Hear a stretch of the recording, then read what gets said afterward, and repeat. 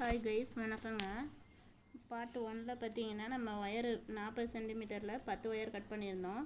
அதில் வந்து 5 ஒயரு நீளத்துக்கு, 5 ஒயரு அகலத்துக்கு, ஒரு ஒயர் விட்டு ஒரு ஒயரு இடையில விட்டு சொருகிக்கிங்க.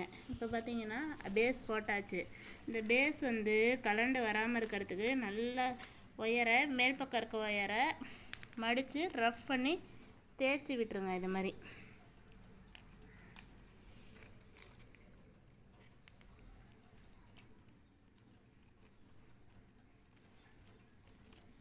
அடுத்து வந்து நம்ம அடுத்த வீடியோவில் கூடையை வளர்க்குறது எப்படின்னு பார்க்கலாம். 2 சைடும் ஈவனாக இருக்க மாதிரி ஒயர் கரெக்டாக இருக்கா 4 பக்கமும் செக் பண்ணிக்கோங்க. செக் பண்ணிவிட்டு கரெக்ட் பண்ணிக்கோங்க. கரெக்ட் பண்ணிட்டு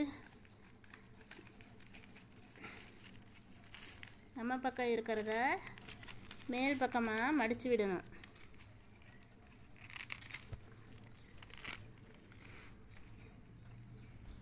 அடிப்பக்கம் இருக்கிறத அடிப்பக்கமாக மடித்து விட்டுக்கணும்.